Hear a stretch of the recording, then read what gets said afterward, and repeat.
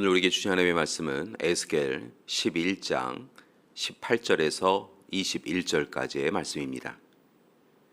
그들이 그리로 가서 그 가운데 모든 미운 물건과 모든 가증한 것을 제거하여 버릴지라. 내가 그들에게 한 마음을 주고 그 속에 새 영을 주며 그 몸에서 돌 같은 마음을 제거하고 살처럼 부드러운 마음을 주어 내 율례를 따르며 내 규례를 지켜 행하게 하리니 그들은 내 백성이 되고 나는 그들의 하나님이 되리라. 그러나 미운 것과 가증한 것을 마음으로 따르는 자는 내가 그 행위대로 그 머리에 갚으리라. 나 주 여호와의 말이니라. 아멘. 오늘 말씀의 주인공인 에스겔의 이름의 의미는 하나님께서 힘을 주심입니다. 그는 제사장이면서 또한 예언자로서 바벨론으로 끌려가서 약 70년 동안 사역을 합니다. 그곳에서 에스겔은 이스라엘 백성들에게 하나님의 멸망과 심판을 당할 수밖에 없었던 이유, 즉 그들이 범한 여러 죄에 대하여 열거하고 나열합니다. 그리고 이제 오늘 말씀이 포함된 8장과 11장의 말씀 가운데서는 새로운 환상, 즉 임박한 4가지의 심판 환상을 보여줍니다. 예를 들면 이와 같습니다. 성전에서의 죄악, 예루살렘 백성들의 살육, 하나님의 영광이 성전에서 떠남, 지배자들에 대한 심판 선포, 이와 같은 것들이 이어집니다.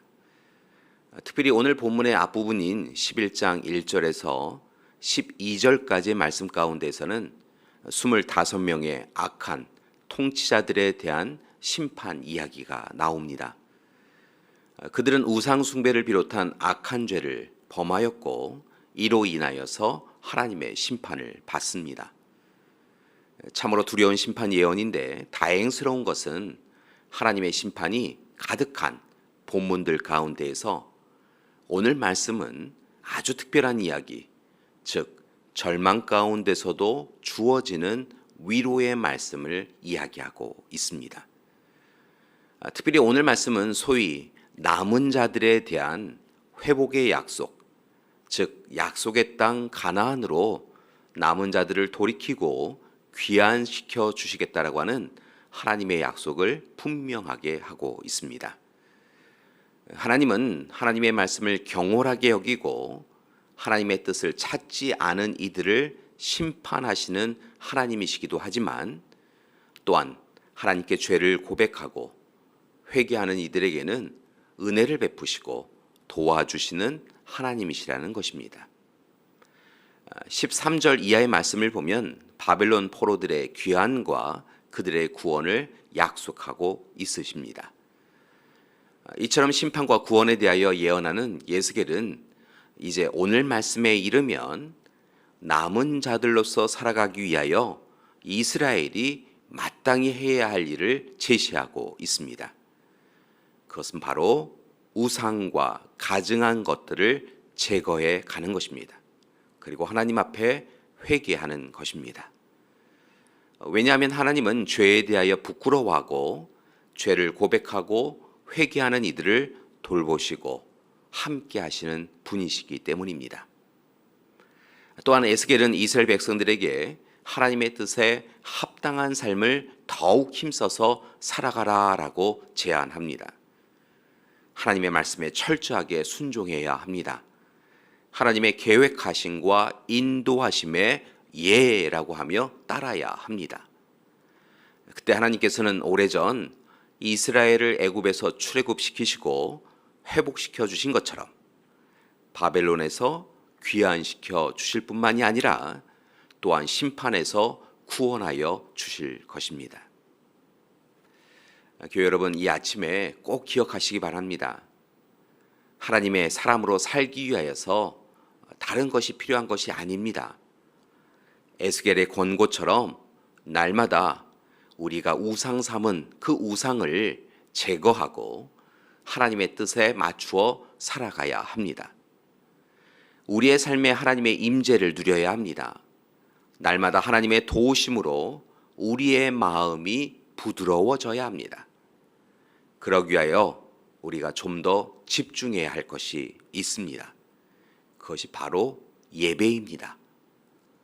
예배를 통하여 하나님을 만나셔야 합니다. 예배를 통하여 전하여지는 말씀을 듣고 말씀을 실천하셔야 합니다. 하나님의 마음 뜻을 알고 기도해야 합니다. 새 삶을 결단하고 실천해야 합니다. 그렇다면 예배를 통하여 우리에게 이루어지는 것은 무엇일까요? 첫째는 죄와 사망의 권세에서 자유롭게 된다는 것입니다.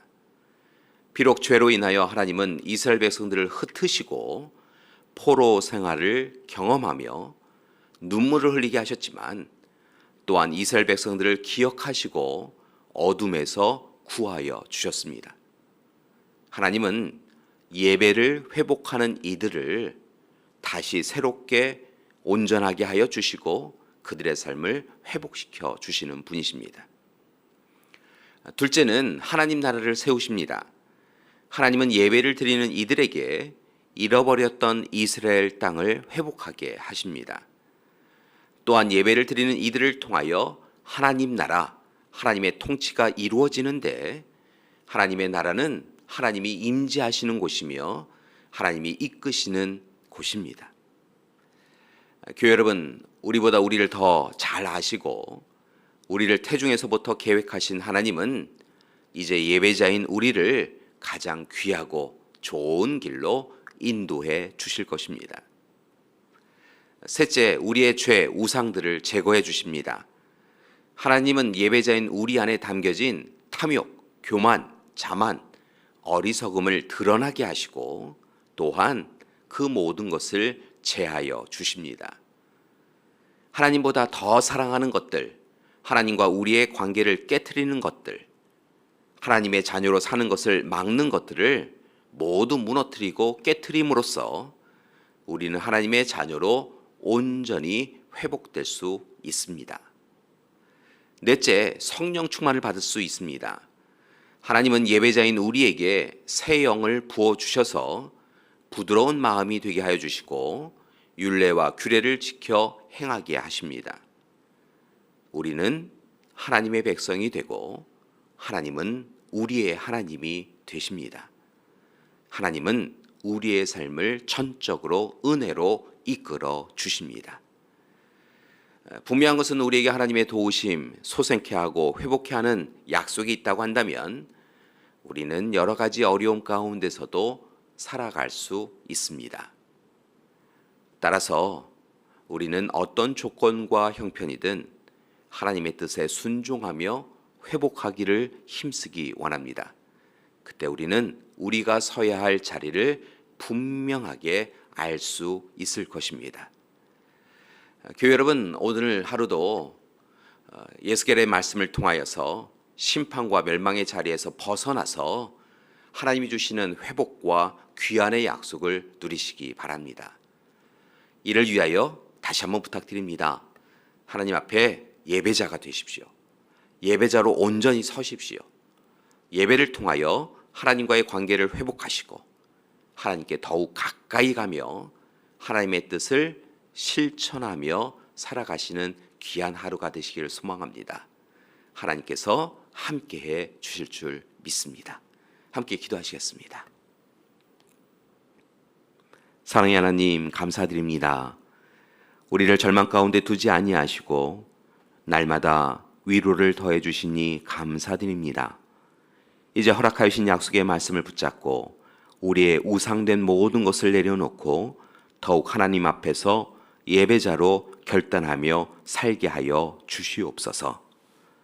이제는 우리 주 예수 그리스도의 은혜와 하나님의 사랑하심과 성령님의 돌보시고 함께 하시는 귀한 역사가 이 시간 예배자로서 하나님과의 관계를 회복하고 하나님과 온전히 동행하며 살기로 작정하는 우리 믿음의 가족들 위에, 귀한 가정과 교회 위에 지금부터 영원토록 함께 하시기를 간절히 축원하옵나이다.